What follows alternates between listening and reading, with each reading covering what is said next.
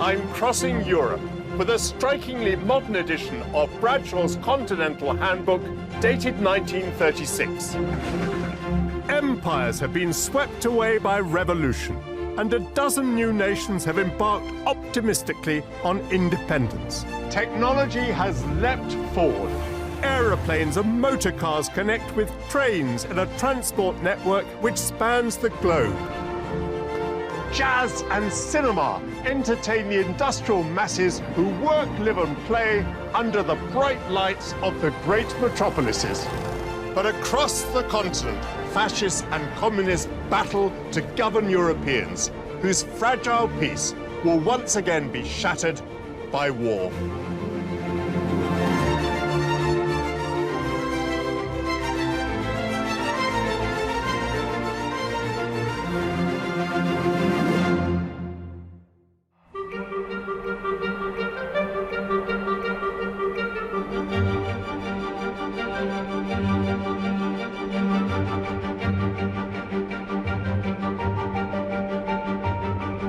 According to my Bradshaw's Continental Handbook, 1936, this ancient kingdom of Spain well deserves to be visited by tourist and businessman on account of its exceptional climate, its glorious and historical monuments, and its vast natural resources. And as the holder of a Spanish passport, I say, hear, hear. But in the very year of my guidebook, the political weather changed from tempestuous to violent, and international visitors were arriving as volunteer soldiers and war correspondents, intellectuals like George Orwell, and adventurers like Ernest Hemingway. My route through this turbulent time will begin in Old Castile, at the heart of Spain, in the historic university city of Salamanca. I'll travel east to Avila, then explore the Spanish capital, Madrid. Next, I'll head northeast to Zaragoza. I'll visit Huesca and finish high in the Pyrenees on the French border at Canfranc. On my journey, I'll come face to face with Picasso's harrowing masterpiece. In my opinion, I think it's the most important painting of the 20th century. Visit the lost station of the Pyrenees. Everything stops, there are no more trains, and we are close to the rest of Europe. Put my best foot forward in Aragon. And uncover my family's secret political files. This is going to tell me a great deal about my father I didn't know before. Thank you very much.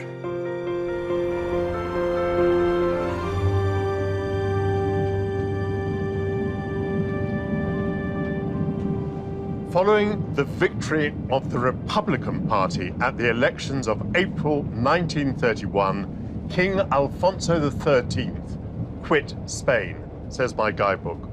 All royal property was confiscated, and amongst the first decrees was the separation of church and state. Public buildings intended for religious observance now belong to the nation.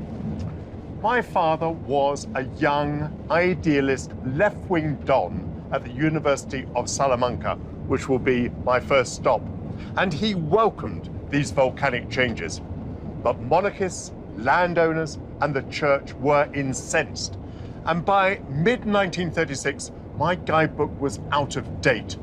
Army generals like Francisco Franco had attempted a military coup d'etat, and a brutal civil war had begun.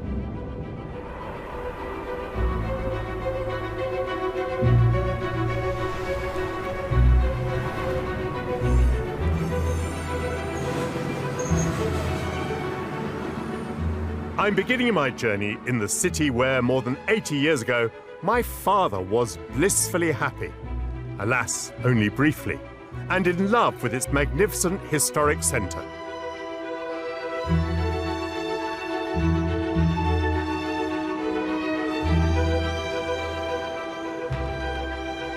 Salamanca is La Dorada, the golden city named for its glowing sandstone.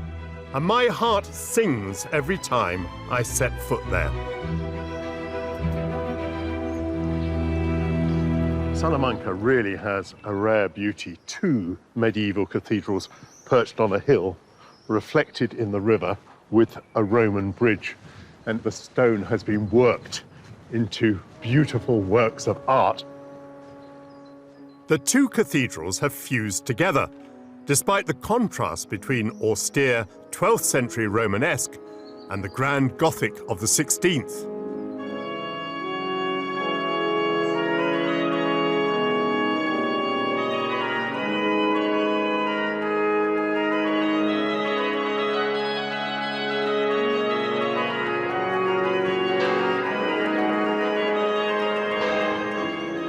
And opposite is the city's university, where my father became an assistant professor of law in 1934. Founded in 1218, it's the oldest seat of higher learning in Spain. The University of Salamanca is older than my own Cambridge. Amongst these hallowed cloisters, great minds have wrestled for 800 years with the mysteries of the universe. And that has sometimes brought them into friction with the authorities. In 1572, the theologian Fray Luis de Leon was seized from his lecture hall by the Spanish Inquisition.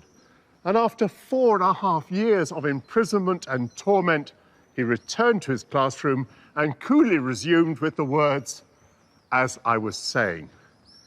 In the turbulent days when my father taught in the university, academia's claim to freedom of speech again brought conflict, this time with the generals who'd recently staged the coup d'etat and established their national headquarters here amongst the temples of the intellect.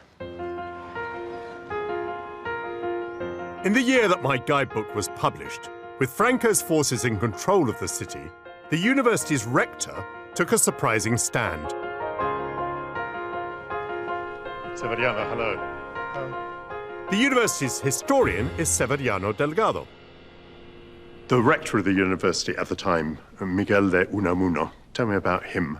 Unamuno was a very important philosopher, thinker. He was a staunch liberal, and his opinion was very important in Spain.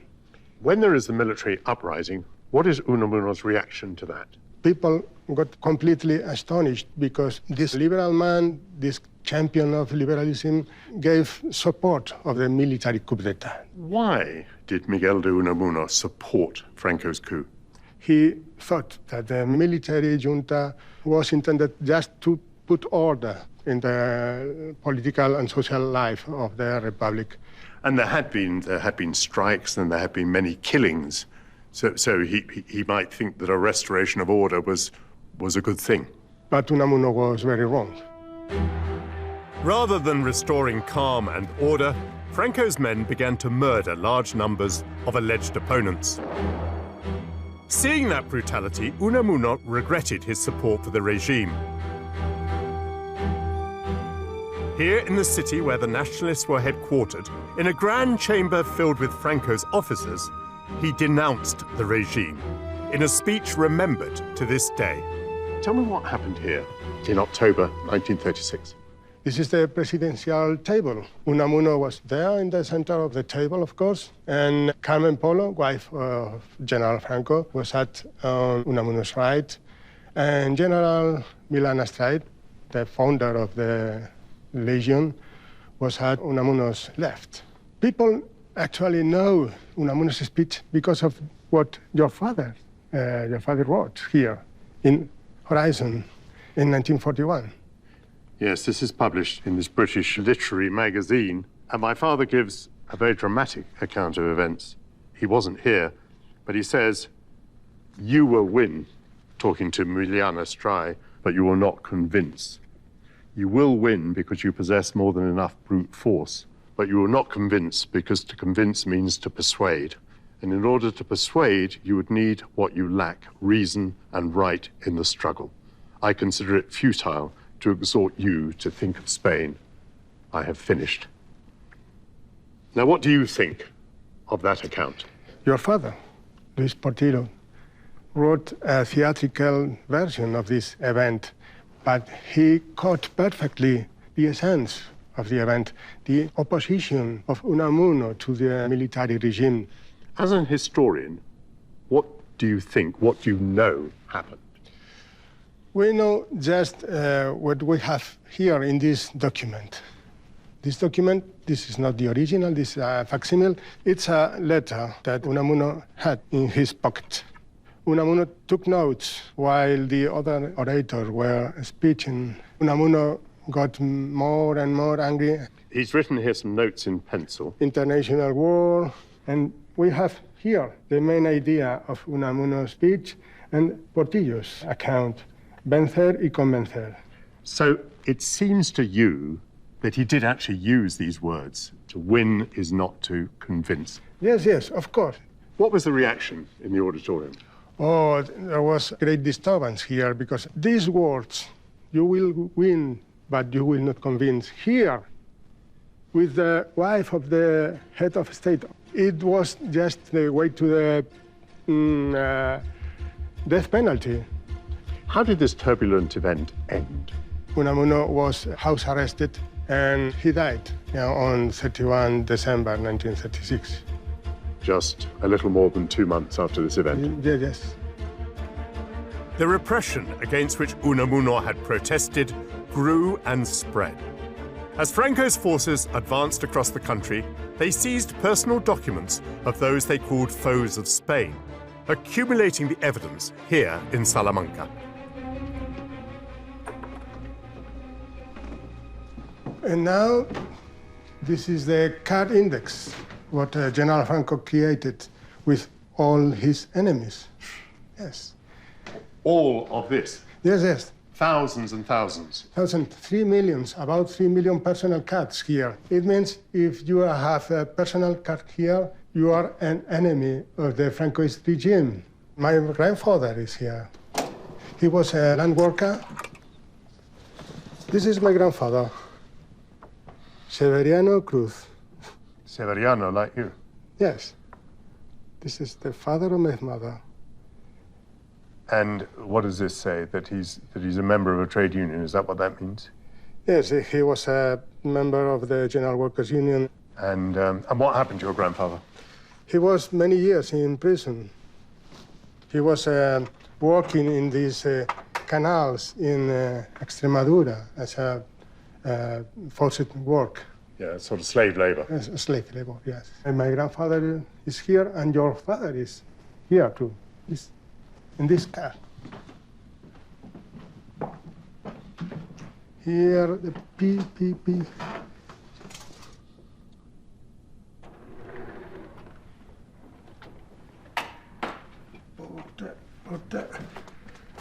Portillo López, Portillo López, Portillo Pérez, Luis. Here. This is 2 cards. 2 cards.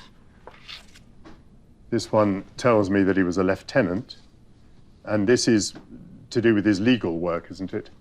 This is the military legal service.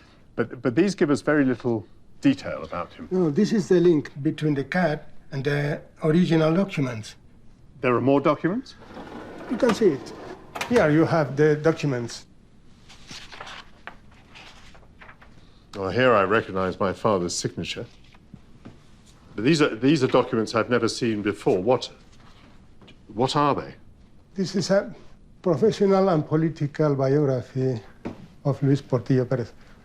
Who is applying for a job. He's setting out really his curriculum vitae, his CV. Good heavens, that is amazingly interesting. And here, this is very nice. This is an identity card of your father. And there is no doubt that you are son of your father. You'd recognize the resemblance, would you? Yes. So this is the Alliance of Anti-Fascist Intellectuals in Defense of Culture. Yes. Madrid, 1936. So this would be sufficient to make my father an enemy of the Franco regime. Yes. Just to be holder of this identity card, it means many years in prison in Francoist Spain. The repression was awful, terrible. You can see, 3 million scars. Absolutely amazing.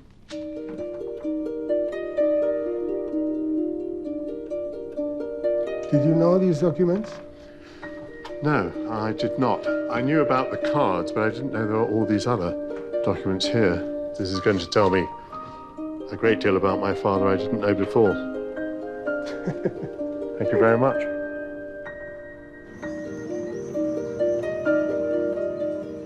Today, students at the university that my father loved are still very conscious of the stand taken by Miguel de Unamuno.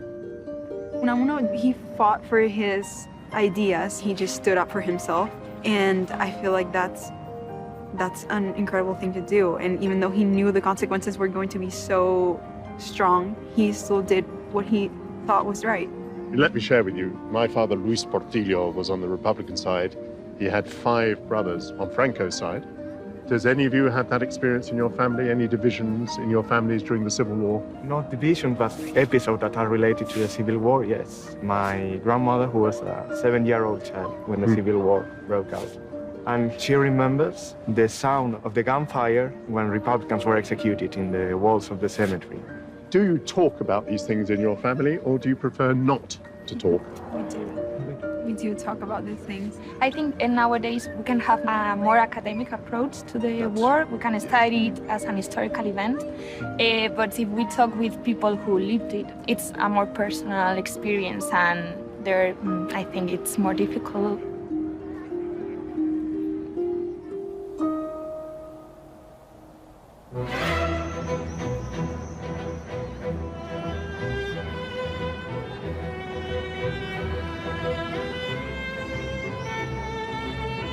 The Plaza Mayor, says Bradshaw's, is one of the finest squares in Spain. To which I say, bah, it is the finest. What other square is as beautiful or well-proportioned as this? And imagine in the 1930s, in the corner cafes here, the artists and writers and poets meeting. And now it is a place for families, and every person in Salamanca takes a daily walk here.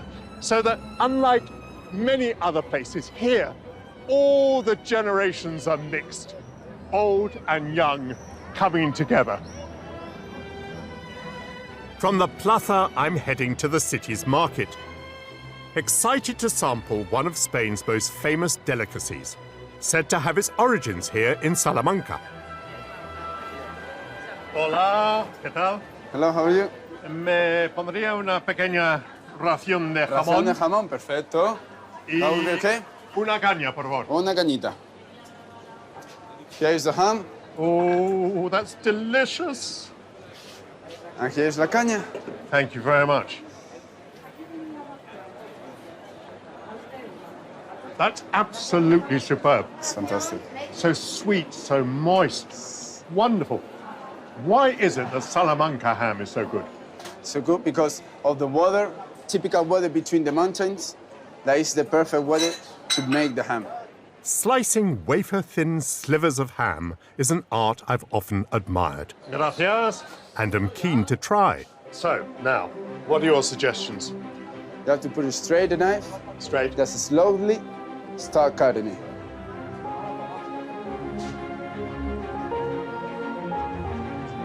Oh, no, that hasn't worked at all. Look at that, that's pathetic. Right, let's try again.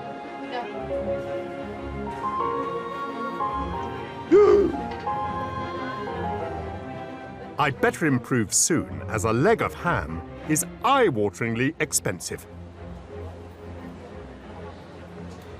What do you think of that? That's quite good. Would you be willing to eat a slice that I've Yes, cut? no problem. No Off problem. you go. It's Quite nice, fantastic, isn't fantastic. it? Thank you so much. Thank you.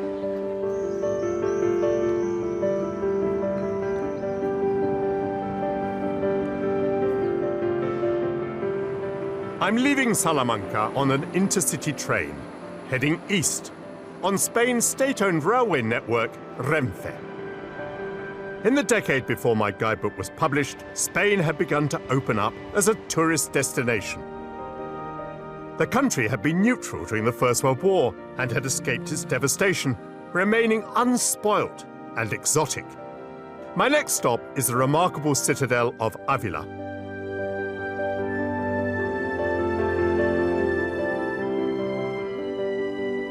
Built between the 11th and the 14th centuries, it's one of northern Spain's most magnificent monuments and is a UNESCO World Heritage Site.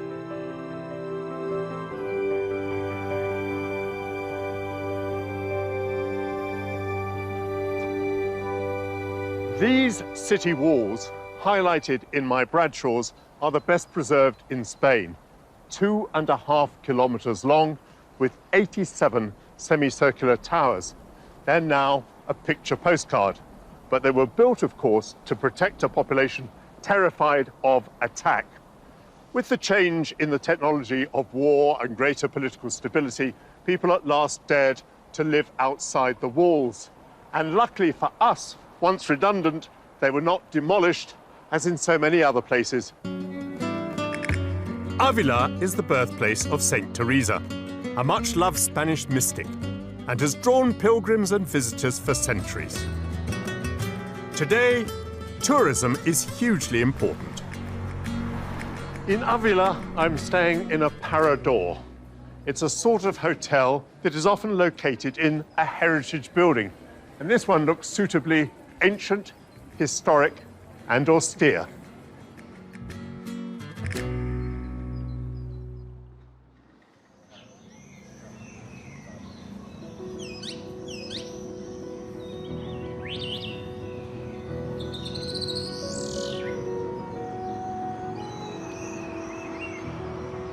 For my Spanish breakfast, savory, bread with tomato, and sweet, little fingers of deep-fried batter called churros, which I will dip into chocolate. An advertisement in my 1936 Bradshaw's Guide. Life is pleasant in Spain under its continuous sunshine, the country where each visitor is welcomed as a friend. An essentially varying country where the contrasts and peculiarities banish monotony and can, at all times, please the most opposed tastes. The smartest thing that Spain ever did was to keep out of the First World War, enabling it to trade with all the belligerent powers. And during the 1920s, the economy grew, although hampered by the country's isolation and lack of industrialization. Maybe tourism could help. And this rather literal and comic translation into English could only add to the allure of this unknown country.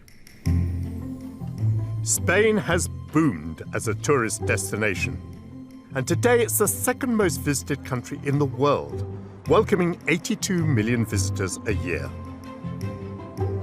The Spanish state owns around 100 paradors across the country, and Oscar López Agueda is head of the enterprise. Oscar. Hi, Michael. What a pleasure. So when did this idea of paradors, particularly using heritage buildings, begin? Well, actually, it was at the beginning of the 20th century. It was 1910, with the King Alfonso XIII, tried to open Spain, to bring some tourism, to use all our heritage, castles and monasteries and things like that, to do some hotels for quality tourism. Is this really the first time that Spain directs itself to attracting tourists? Well, actually, yes, because, you know, the 19th century, it was a hard century in Spain. And it was the end of the old empire, the Spanish Empire, and it was a poor country. So we tried to open Spain, to make it known, to bring people to Spain. I mean, the parador represents a more sophisticated tourism than the beach holiday. Yeah, of course, it's a different way of tourism, yeah.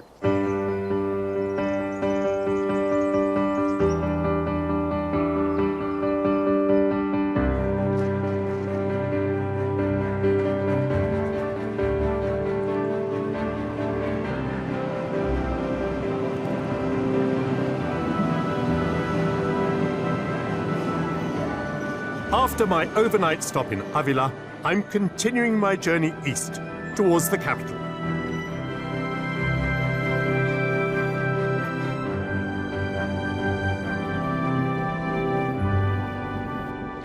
I'm now heading for Madrid, which the guidebook tells me is a fine, attractive city, the capital of the Kingdom of Spain since 1560, during the country's so-called Golden Age. In recent years, Madrid has been undergoing a transformation. The Cortes, or Parliament, voted a subsidy of 8 million pesetas a year for 10 years for this purpose. Spain had, over the centuries, descended from being a gold-rich imperial power to a developing country, with enormous inequality and an agricultural system that was quasi-feudal. At least Madrid could be made to resemble a modern capital.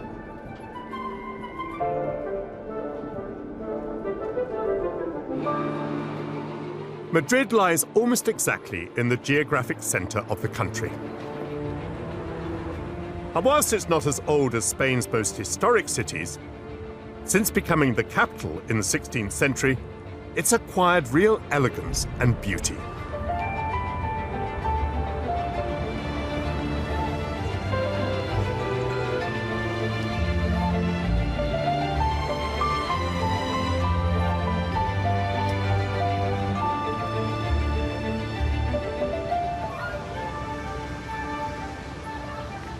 The Parque del Retiro, the pleasant retreat, lies right in the heart of Madrid and is vast.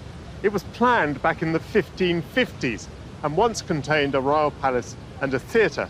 And I think even today, in the elegant walkways and the hundreds of statues and the fountains and the Crystal Palace, you can tell that its origins were regal. Once an exclusive park for the Spanish monarchy, since the late 19th century, it's been a sanctuary for ordinary Madrileños to escape the hectic city and unwind. I think I'll leave it to them. At the beginning of the 20th century, Madrid was developing into a modern metropolis. The first metro line opened in 1919 to serve the city's rapidly expanding population. And above ground, a new city plan was transforming the capital.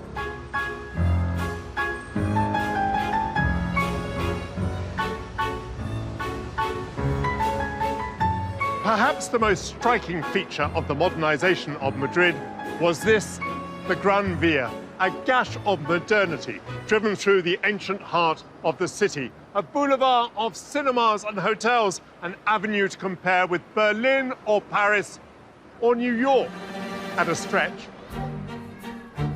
Modelled on the grand American towers of the period, the Telefonica building, completed in 1929, was like nothing ever seen before in Spain and was one of the first skyscrapers in Europe. It was Madrid's telephone exchange and the headquarters of the state-owned phone company. At the time of my guidebook, it took on another role. Reyes. Hi, Michael. Welcome to Telefonica building. Very beautiful it is. Oh, thank you so much. Would you like to go up? Yes, please. Let's go. Reyes Esparcia, archivist for the Telefonica Foundation, is taking me to the top of this iconic building.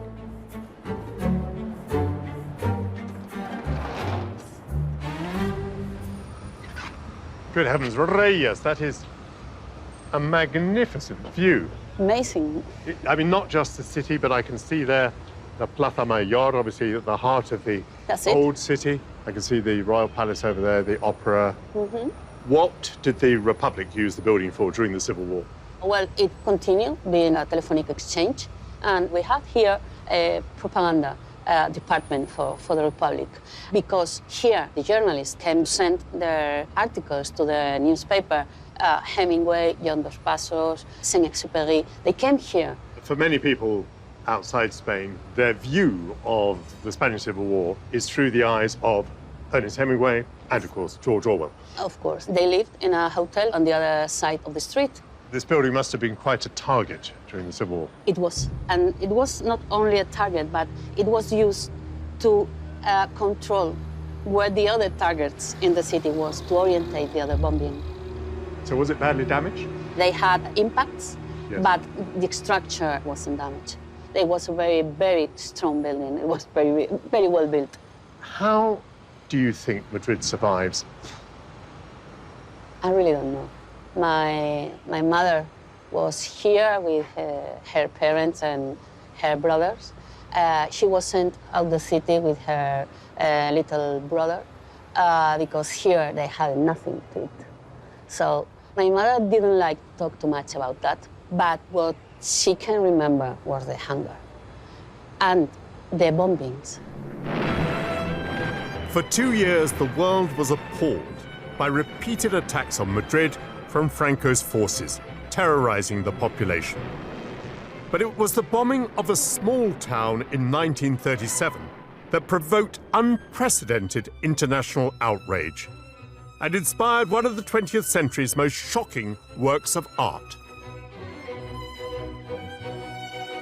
Picture in your mind's eye, if you would, the artist Pablo Picasso. I bet you see him wearing a blue striped T-shirt like a French sailor. And he lived most of his life in France. But he was actually thoroughly Spanish. And the reason that he wouldn't even visit Spain after 1936 was that he disapproved of the regime of General Franco. And indeed, he stipulated that his greatest painting, Guernica or Guernica, should not come to Spain for as long as the dictator lived. But those were other times, and today, this masterwork is in Madrid. I'm visiting the Museo Reina Sofía, Spain's national museum of 20th century art.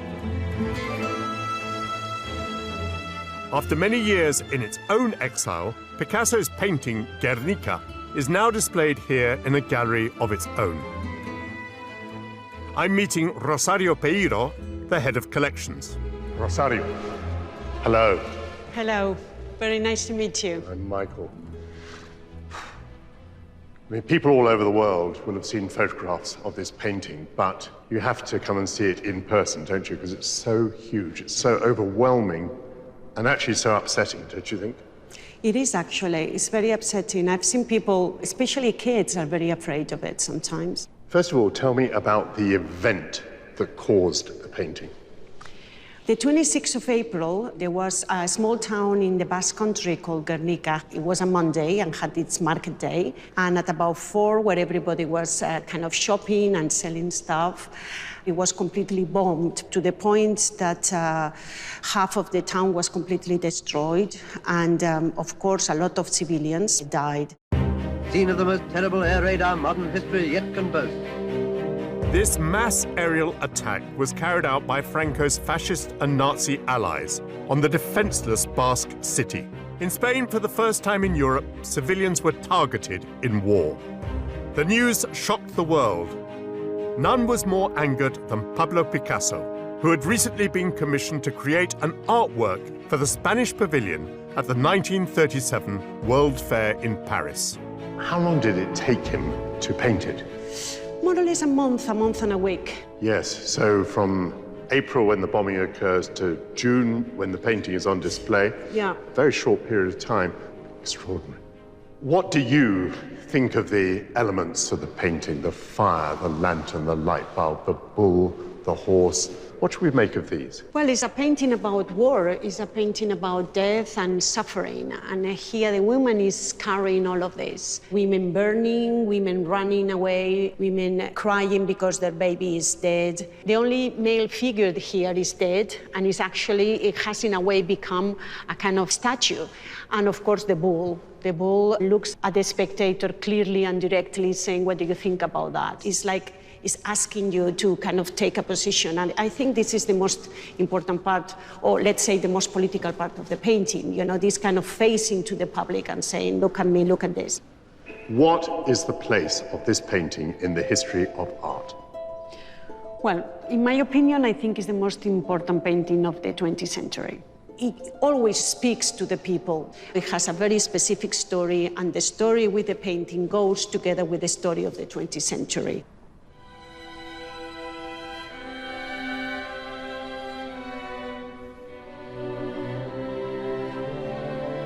For me, personally, this painting depicts the event without which I would not exist. And this is because the bombing of Guernica persuaded the British government to admit some refugees, some children from the Basque region of northern Spain. They came, some of them went to Oxford, where my mother was an undergraduate. She started to look after them. When my father came as a refugee from the Civil War, he went to Oxford met the refugee children, and through them met my mother. Without Guernica, they would never have met. That's very nice.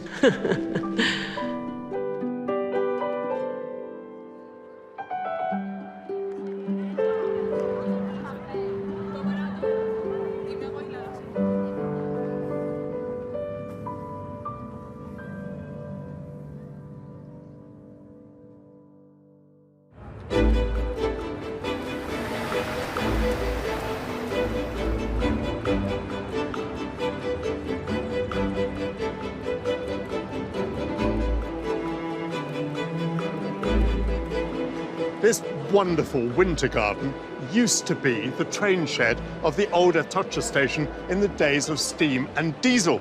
It now serves merely as the entrance hall to the new terminal from which the high-speed trains depart. With about 3,000 kilometers of track, Spain has the largest network of high-speed trains in Europe. For me, that means that my 270-kilometer journey across the plains will take just 1 hour and 20 minutes. Muchas gracias. I'm on my way to Zaragoza, which my Bradshaws tells me was formerly the capital of the Kingdom of Aragon. And when Ferdinand of Aragon married Queen Isabel of Castile, Spain was created in 1469. In the anglicized version of the name, Saragossa, it's perhaps clearer that it was the city of Caesar Augustus, the Roman emperor, so its history goes back at least until then. Although it's the 5th largest city in Spain, it's much neglected by foreign tourists, even though it's very well connected. It's at the midpoint of the high-speed line between Madrid and Barcelona. And at the moment, my train is traveling at 300 kilometers per hour.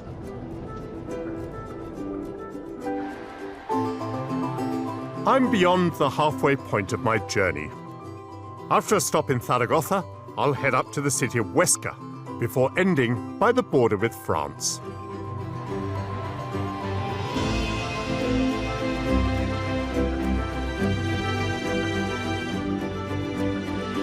Situated on the river Ebro, Zaragoza is one of Spain's most beautiful historic cities, thanks to its Roman, Christian, and Islamic past. And inside the city's 17th century cathedral, Nuestra Señora del Pilar is a hidden gem. The work of one of Spain's most famous painters, whose frescoes can be viewed for nothing, or be illuminated for a fee.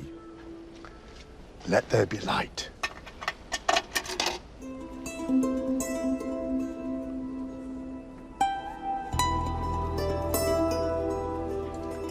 The great Spanish painter Francisco Goya was born near to Zaragoza in 1746, and I imagine he must have been thrilled to be asked to decorate parts of the new cathedral at the age of 25. He went on to experience the brutal Napoleonic invasion of Spain and produced a series of works on the catastrophes of war, which are said to have been in Picasso's mind when he painted Guernica.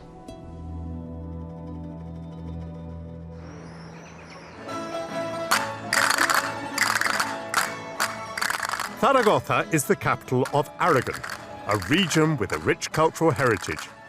And it's not unusual to stumble across La Jota, its energetic and unique folk dance.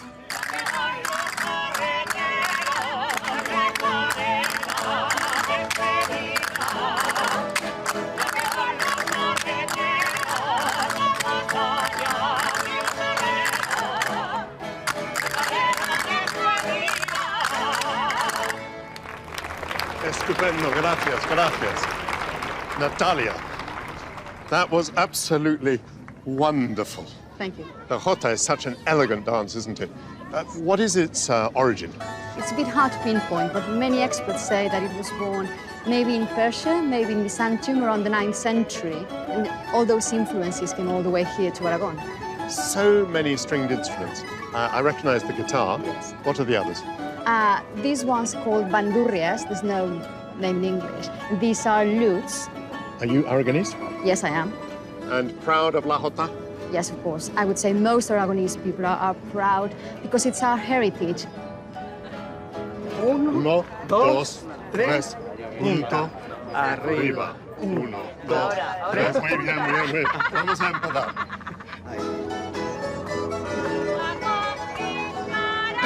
Punta. Un, dos, tres, punta. Arriba. Un, dos,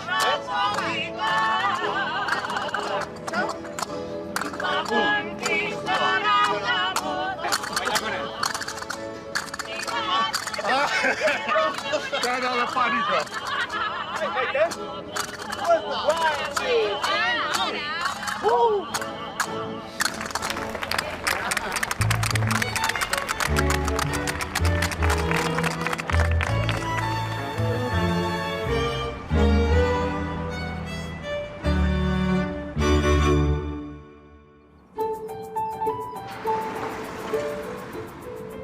It's a new morning, and today I'll be exploring the modern face of Zaragoza by tram.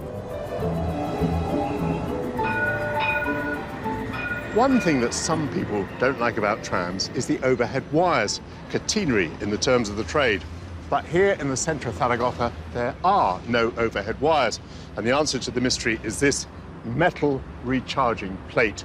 When the tram arrives in the station, the shoe descends, it is recharged and boom, off it goes. The tram system has been running only since 2013, but transports 100,000 passengers a day in a city of only 700,000. It's a huge local success, not least because the trams are made in Zaragoza at the CAF factory. Fernando. Michael, welcome to CAF. Thank you so much. Let's go to the workshops. Super, thank you. Fernando Anoro is the general manager of the Zaragoza plant, which has 5 huge workshops building trains and trams.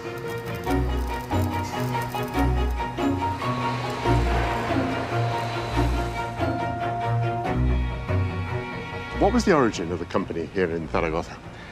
Well, we can say that our adventure begins in 1895 with two guys, Mr. Carter and Mr. Escoriaza. They thought that maybe to build rolling stock would be a good business. What sort of products in the early days? They began with trams, mechanic trams or electric trams. I'm using a guidebook from 1936, and Zaragoza found itself absolutely at the front line. Yeah. So I suppose Zaragoza and the factory got drawn into the Civil War. The factory was dedicated to war purposes, especially to refurbish many different types of vehicles with military purposes. But then, after the war, there must have been an urgent need for reconstruction. Yeah, the rolling stock material in Spain was absolutely practically destroyed. And during the 40s, it was necessary to renew the rolling stock. And which countries are you supplying to now? Main market is the Spanish market, but now the British market is very, very important for us. In this moment, I can say that 1/3 of our order book is for the British market. CAF has supplied trains and trams to countries all over the world, from Europe to Mexico, Brazil, and Australia. On the production line today are trains destined for the north of England. Welcome to the future of Northern Rail. Travel, relax, enjoy. Well, Fernando, very, very smart, the finished product. It's not often that you get on a train in Zaragoza and see the destination board Barrow in Furness. Well, I very much like these open trains. I think they make people feel much more secure. They can see all the way down the train. It gives more space. Could we have a look at the cab, please? Of course. Thank you. Hello, Ruben. Hello, Michael. Very good to see you. May I sit in the driver's seat, Yeah, of please? course. This is very smart. Wonderful. Now, if we were going to drive a train, what would we do? And we need to select direction, push the DSD button. I'm going to go forwards. Yeah. Close the doors. Close the doors. Atención, por favor. Dentro de unos segundos el tren se moverá hacia delante. Esto no es ejercicio, va en serio. Don't forget the horn. So I'm going to ease power back. Yeah. And the train moves. Yeah. Ole! The train is absolutely lovely. It's got a beautiful, smooth movement to it. I don't want to go through the doors at the end of the workshop, so I'm going to stop it there. Fantastic. Very good. Thank you very much. What fun.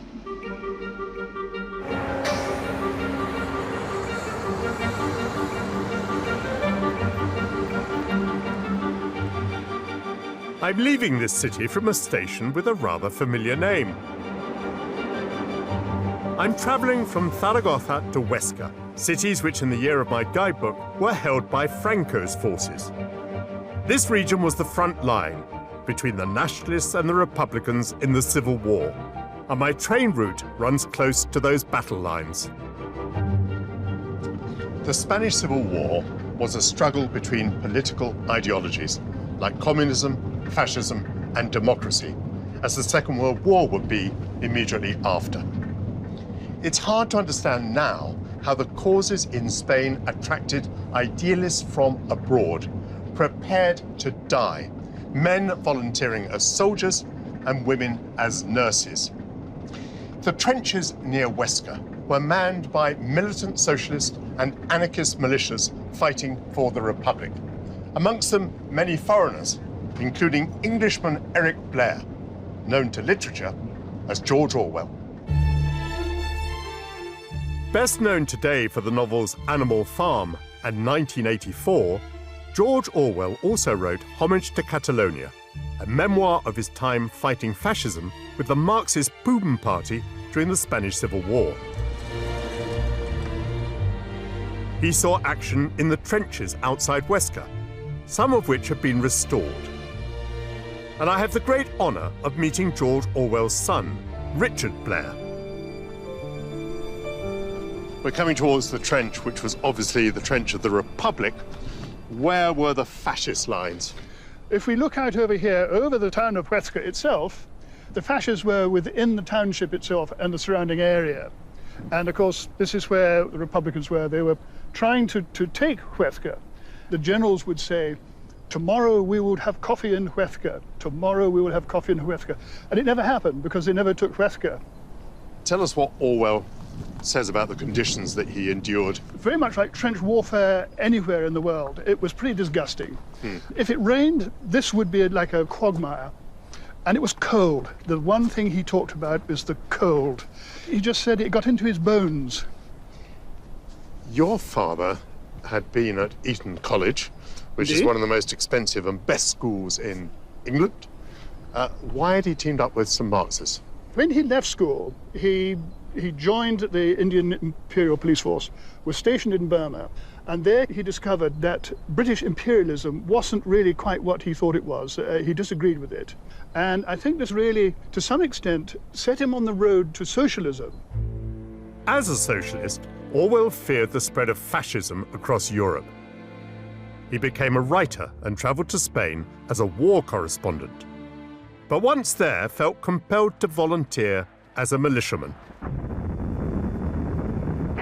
At the front, he quickly discovered the perils of war. How did your father come to be wounded? He was changing guard at 4 o'clock or 5 o'clock in the morning, and the dawn was to his back. So he was silhouetted. And of course, being as tall as he was, he stood up without thinking, and a sniper got him, shot him through the neck. Quite extraordinary, if I may say so, to survive a shot through the throat. Yes, the bullet had entered the left-hand side of his throat and passed out through the lower side of his right. It twanged a vocal cord, but apart from that, he was uninjured. Lucky man. What did he have to say about the organisation of his side? I think it was fairly chaotic, in a word. They were given very old Mauser rifles, The ammunition was poor. A lot of the cartridges just simply didn't work. One of the things I find very moving about it is he describes all this chaos, and he's very critical of lots of things that happen on the Republican side. But he lives a moment of socialism which touches him very much. Yes, that's in Barcelona. At the beginning, when he first arrives, everybody is equal. Everyone calls each other comrade, and it doesn't matter whether you're a street cleaner or whether you're a CEO of a large company. You are all the same, and he likes that. This, of course, was disillusioned when he went back a few months later during what they call the May riots in Barcelona, where everything was descending into chaos. Bitter divisions split the left into rival factions who fought each other. Orwell's disillusionment grew, and when his militia was outlawed by the Soviet-backed communists, he fled Spain in fear of his life. He goes on to write 1984 on Animal Farm. To what extent do you think his experiences of viewing communism here, amongst other things, led to those books? There is no question that his experience in Spain was the genesis of what he wrote later. And in fact, he says so, that what I experienced in Spain, the totalitarianism which I came to hate, is all part and parcel of what I write. And that comes out in both Animal Farm and, of course, more importantly, in 1984. Richard, I've had a few special moments in my life, and this is one, sharing a trench just outside Huesca with the son of George Orwell. Thank you so much. Not at all.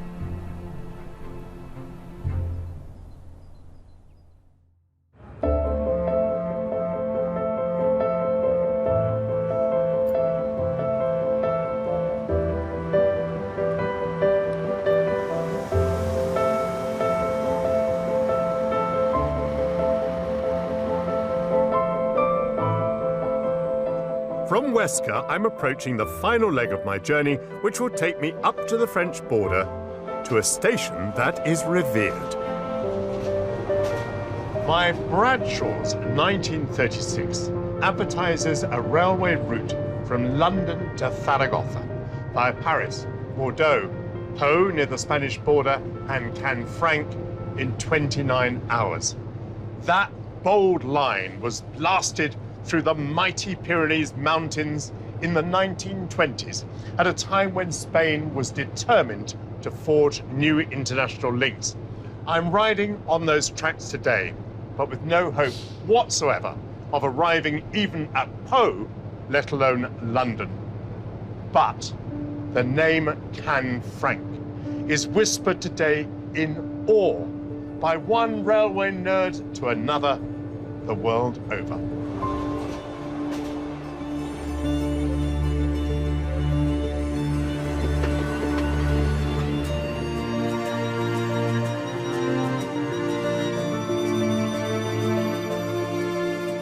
It's a glorious journey along the valley of the River Aragon, as the line takes me to the foothills of the Pyrenees.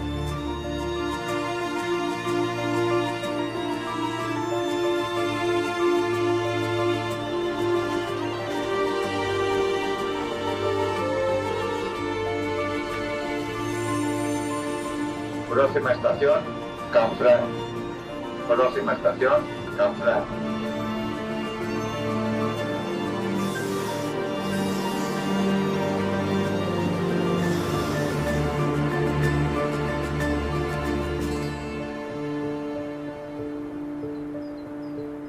You have to imagine that for hours, the train has been passing through remote places, a few villages, many semi-derelict, and then we arrive at our destination, a Versailles of a railway station, a great rusting hulk like a Titanic stranded in the Pyrenees.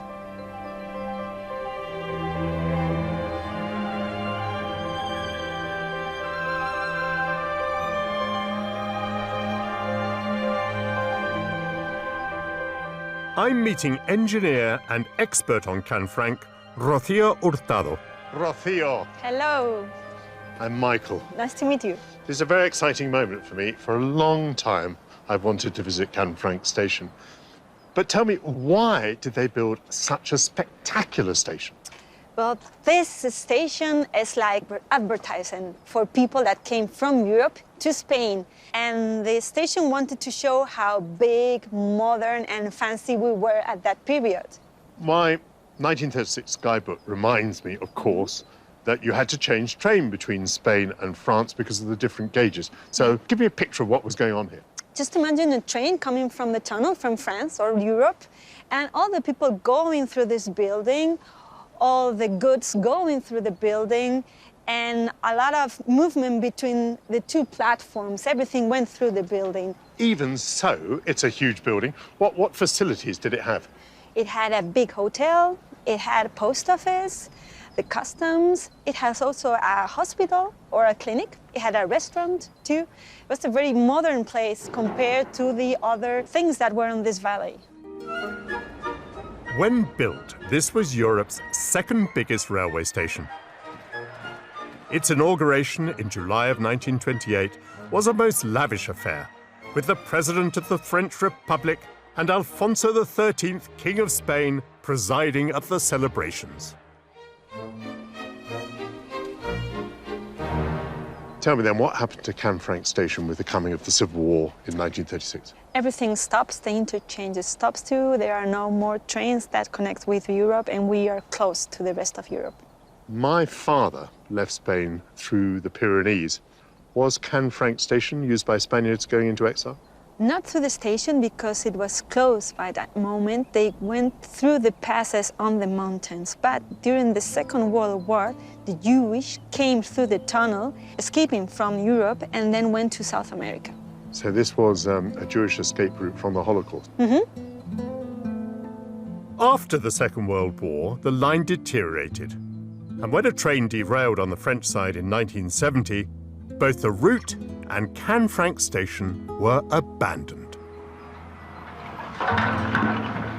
Rocío, this looks like good news. They're working on the old station. What's going on?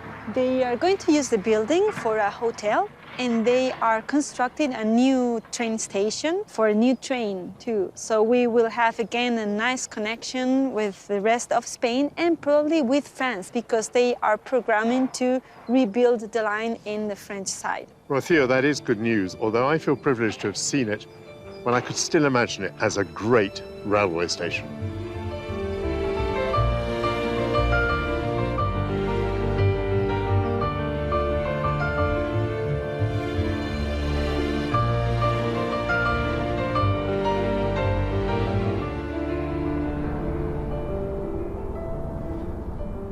It's been sad to travel around Spain with a guidebook from 1936, the year in which Spain's hopes for modernizing and opening up were extinguished by the Civil War. Following the defeat of Franco's allies Hitler and Mussolini, Spain was left isolated behind the Pyrenees, a lonely dictatorship in a Europe of democracies in which Picasso, Orwell, and my exiled father could not set foot. Since the return of free speech at the end of the 1970s, Spain has experienced a transformation in its infrastructure, social attitudes, and international reputation. My feeling is that its golden age is now. Next time in France, I'll learn the details of a shunned royal marriage. Despite hundreds of invitations sent, only 16 guests attended to the wedding. 16 people for the wedding of the next king. It's not very many, is it? Get some va-va-voom on the racetrack. I'm holding on for dear life. Oh, I'm enjoying this. Oh, yeah. And discover how the showgirls of Paris influence a fashion legend. I saw the girls coming down, from there, up, with the feather. It was beautiful.